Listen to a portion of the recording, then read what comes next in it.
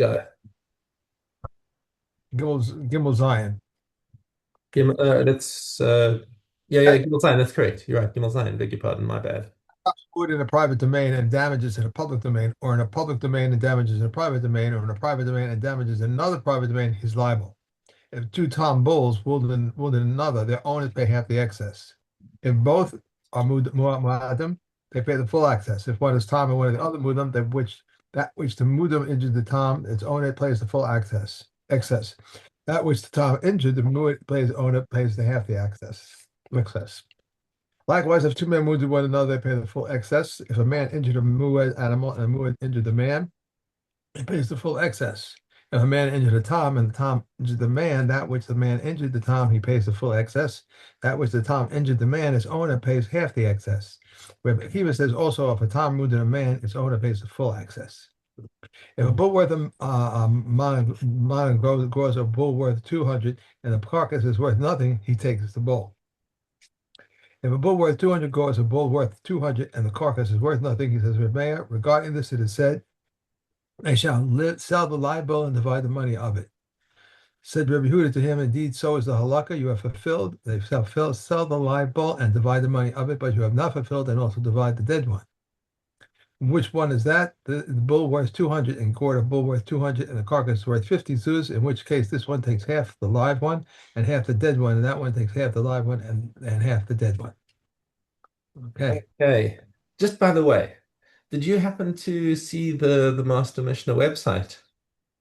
You know, the one where I've got all the Mishnahs listed? No, I haven't seen it. Oh, okay. Well, let me just show off a little bit.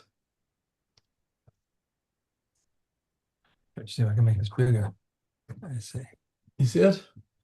Yeah, yeah, wow. There we go. See, I went and just got my I, I, I got tired of looking at it and thinking that's such an ugly website, and I've got an AI right here that could do this for me in about 10 seconds. Uh, so I set the AI on the source code and said, make it look pretty.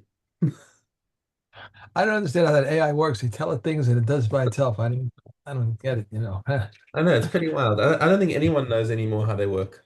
It's very crazy. So many people have been put out of work now. It's going to be amazing. It's You know, like well, like it happened with cars put the horse drivers out of work. But right? Thank you. uh, It's true. big changes afoot. Yeah. Um, No, anyway, another back 10 into Mishnah. Back into right, Mishnah. Yesh sometime. Yesh chayav al maaseh shor or patur al maaseh atzmo. So a person is liable for some of the acts of his animal, and he can be patur for the same thing if he did it himself, and vice versa. He can be patur for something that his ox would have done, but he'd be chayav for doing the same thing himself. So, what are the examples? Shoro shebiesh, if his ox went and embarrassed a person. In other words, did something that put a person into an embarrassing situation without causing any other damages. Okay.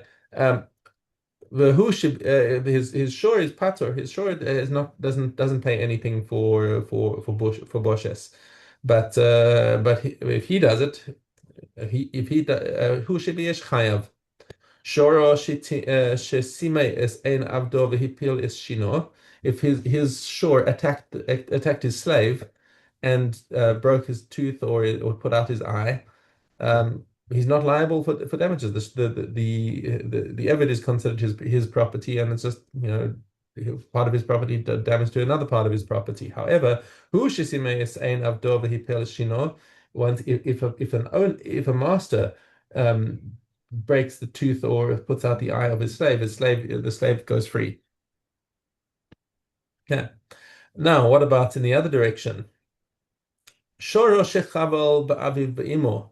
If his ox injured his father or his mother, then he's chayav to pay damages to his father or his mother. Okay, that's his property that did the nezek. He must repay them. V'hu shechavel ba'aviv ba'imo. Now, the irony is that if he injures his parents directly, he's patur. Why? Because he's committed something that's got a death penalty. For injuring your father or mother, you got a death penalty, and therefore the monetary damages he doesn't pay. Shorosh Hidlikis a Gadish b'Shabbos. Similarly, if his ox somehow managed to carry a fire and set fire to a haystack on Shabbos, he's chayav to pay for it. But if he did it himself with his own hands, hu she'edlik is a Gadish b'Shabbos patur mipnei shehu mischayav b'nafsho. Because once again, violating Shabbos, you're chayav misa, and therefore monetary damages don't enter the picture. Okay.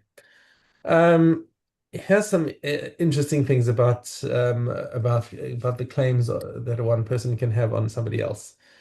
Shor shehaya rodef acha shor acher. So there are two animals. One is chasing the other, and they went behind the corner, and you came around the people chasing around the corner came and found that the one that had been running away was now damaged, and the other shore is just standing by the side. So the Nizak says, "Ze omer shorcha hizik." This is your animal. You damaged my animal. Ze omer lo chi ela basera laka. No, no, no, no. It fell and hurt itself on the rock. It's none of my business. He's not saying he's not saying that he knows. He's just saying maybe you can't prove Right. it. Okay. Hamotzi mechaber alav haraya. If the burden of proof is on the claimant. So if you want, okay, bring out your CCTV footage. Bring witnesses that saw that this happened, and then you'll pay. But if you can't prove it, and the guy's not willing to concede the point, then he can't get any payment out of it. Hayu shnayim rodfim achar echad. V'zeh omer shorcha hizik. V'zeh omer shorcha hizik. So there were two oxen chasing after one, and somebody, two witnesses from somewhere saw that an ox, one of these two oxen killed it. But you asked me to tell you which ox it was. I don't know. I just saw one of the oxen killed this one. So we know that one of them did it, but each of the owners of the two oxen that were chasing are saying it wasn't mine. No, it wasn't mine. Okay. Shnei Peturin. Neither of them can be forced to pay anything because again, hamotzi mechaber alav haraya. You wanna prove it? Okay. Im hayu shneim shel ish echad. However, if both of them belonged to one person, then it doesn't matter which one did it because the liability is definitely going to fall on that same person. Shneim chayav. In other words, not that both animals are chayav, but the owner of both animals is chayav. Okay. Haya echad gadol ve'echad katan. So there are two animals chasing, and they both belong to one person, and they are chasing somebody else's animal. Anizak omer hagadol hizik, v'hamazik omer lochi el hakatan hizik. He says now because they're both called they're in Mishnah they're tam, and you're only going to be able to get chatzi nezik from the goof of the animal. So if the chatzi nezik is more than the goof of the animal, then he doesn't get all his money. So the nizak wants to say that no, it was the larger animal that did the damage, so he can claim more. And the mazik says no, maybe it was the smaller animal. Okay. And we have several cases that are all strung along in a similar situation. Echad tam ve'echad muad. What happens if the mazik had two animals? One was tam and one was muad. The muad obviously is going to pay nezik shalem. So the nizak wants to say that it was the nizak omer hamuad hizik. Mazik omer lochi ela tam hizik. Hamotzi mechaver alav haraya. Now. This is saying more than this. What looks simple. It's not as if you would think that if the mazik concedes that at least he should pay the smaller amount, right? But actually, in this situation where the nizak is coming with a definite claim and says it was the muad that did it, it was the larger animal that did it. He is. And even though the nizak is conceding that the smaller animal did it, he is denying that claim, and therefore by speaking up, he's made a situation worse because now the mazik is not even going to have to pay anything, not even the smaller amount, because the nizak is denying the concession that the mazik is making. If he just kept quiet, he would have at least gotten the smaller amount. If he just said, "I don't know which one it is. You owe me at least the smaller amount," and then he would have kept the money. But since he's come with his definite claim that it was the larger one or the muad, now he's messed himself up. Okay. Similarly, hayu nizokim shnayim. Uh, there were two sets of damages. Echad gadol, echad katan. Mazikim shnayim, echad gadol, echad katan. So you had two animals that were damaged, one big and one small, obviously in terms of value. And now, what did he want to say? Hanizak omer hagadol hizikis hagadol v'katan is hakatan. So we saw two animals fighting. The witnesses said they saw one animal, two sets of animals, each one of them damaged the other. We don't know whether it was big or small. Okay, so now we know that there were two sets of damages. How do we separate them? Um, and the Nizak wants to say, well, the big one injured the big one, so he can claim from the larger amount, and the Right. smaller one he would like it to be set off that way.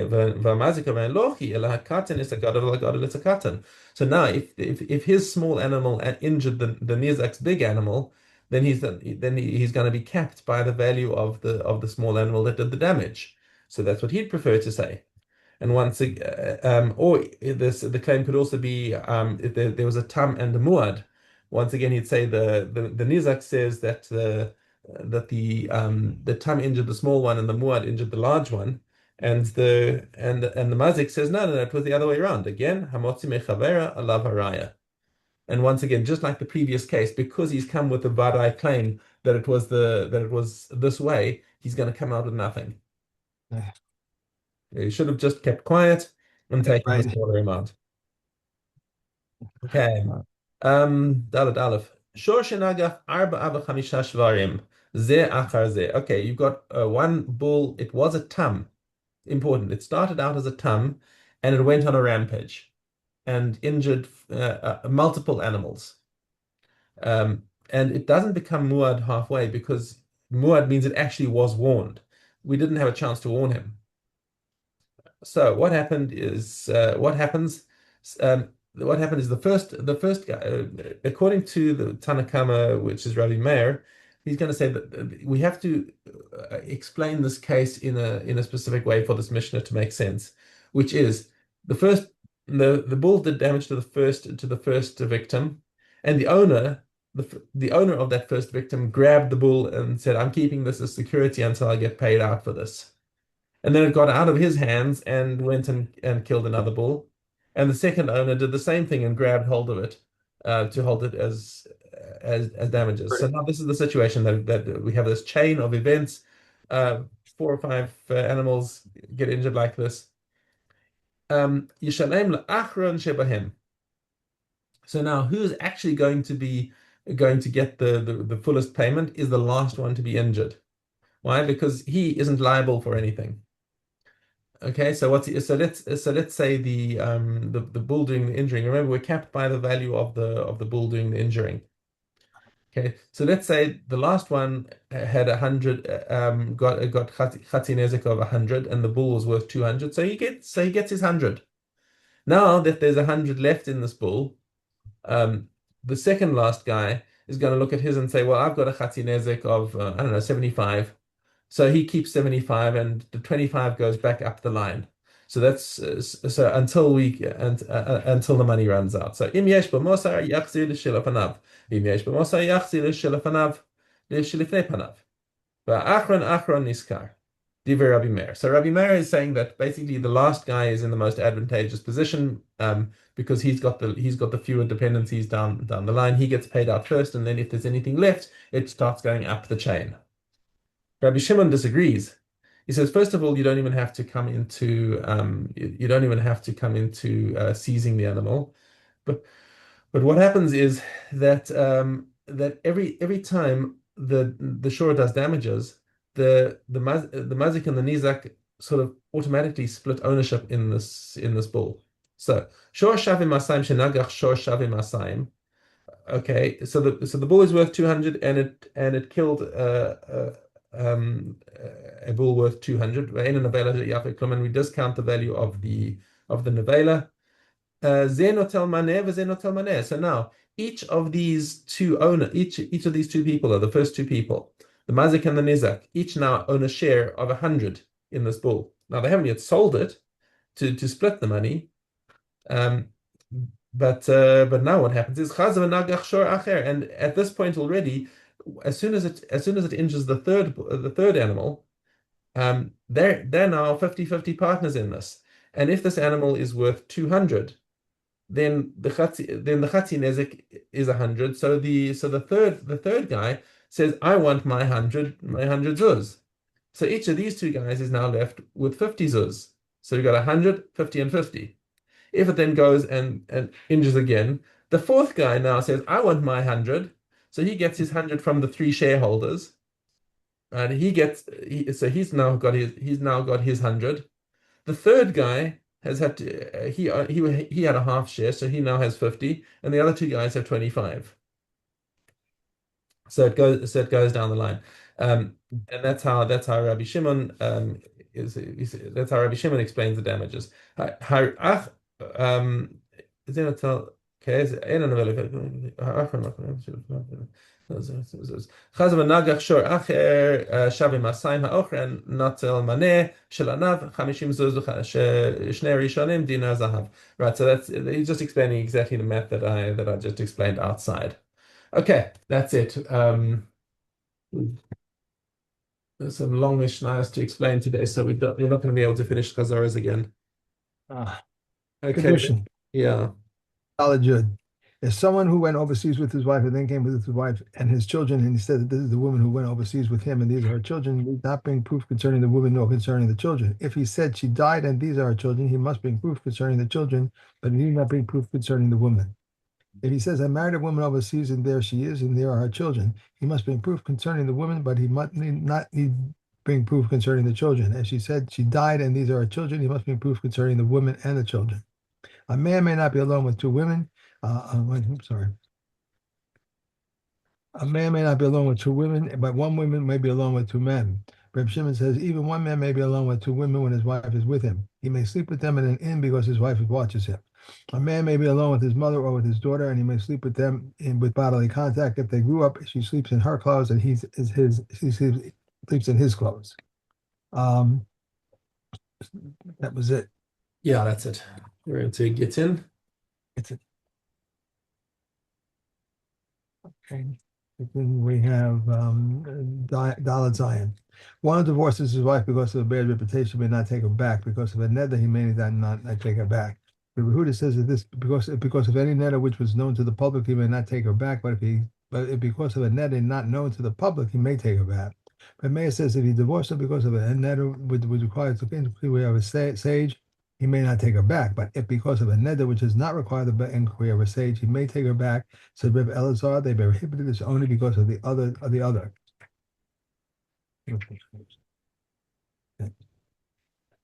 Said Reb Yossi ben Yehuda in Kohen Sidon that one said to his wife Konam, I do not divorce. If I do not divorce you, and he divorced her, and the sage allowed him to take her back for the sake of the general good.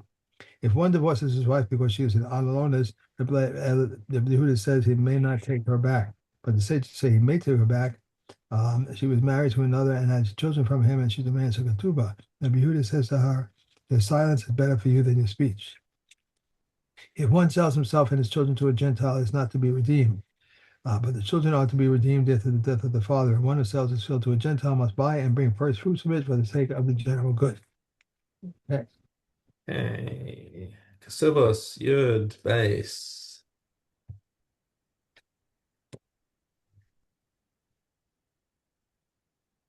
If one was married to two wives and they died, and subsequently he died, and the orphans claimed their mother's ketubah, but there is only enough for two ketubahs, they share equally. If there was a surplus of the dinner, these take the mother's ketubah, and those take the mother's ketubah. If the orphan said, we evaluate our father's property of a dinner more in order that they should take their mother's ketubah, but we not heed them, rather we replace the property in court.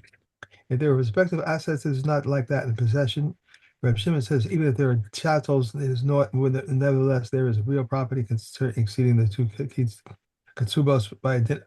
If one was married to three wives and he died, and this one's ketubah was 100, and this one was 200, this one was 300 and there was only 100, they share equally. If one was 200 and one was with the ketubah of 100 takes 50, the one with the ketubah of 200 and the one with the ketubah of 300 takes 3 dinners gold, each gold dinners each. If there were 300, the one with the fifth ketubah of 100 takes 50, and the one with the ketubah of 200 takes 100, and the one with the ketubah of 300 takes 6 gold dinners. Likewise, the three deposited money into a fund. If they had a loss or profit, they share in this manner. Okay, this is the famous Mishnah, of course, that Rav Alman managed to crack with game theory. Erevin. Okay. Tess. Hey, Tess. Rabbi Kiva said to them, do you not agree with me regarding the one who placed an Erev in a cave that is no more than 2,000 cubits? They answered him, when is it so? Only when there are no inhabitants in it. But if it had inhabitants in it, it may traverse its entirety and behind it for 2,000 cubits. Thus it follows that the interior is more lenient than its roof. And concerning the surveyor about whom they said we give him 2,000 cubits, even if his measurement ended in the middle of a cave, it is so. One who lives together with a Gentile in a single courtyard and one who does not accept the laws of Erevin, that person places a restriction upon him. And these are the words of Meir. Rabbi Eliezer ben Yaakov says he never restricts unless there are two Jews restricting each other. Rabbi Gamliel said it once happened that a Sadducee lived with us in an alley in Yerushalayim. And his father told us, hurry and carry out all your utensils into the alley before he carries it out and restricts you. If Yehuda related this in different terms, hurry and attend to your needs in the alley before it passes and restricts you. Three residents of a courtyard, one of whom forgot to participate in the error of his house, is restricted with regard to carrying in and carrying out to him. Oh, no, And that's it. that's it. That's it. No, Yeah. no. Okay. All right. We're Uh, close. I think we'll finish. yeah, I don't think so. I'm gonna have to. Yeah, you know what? I'm gonna stop here. Okay. All right. Okay. Thank you. Have a lovely day. You too. Enjoy.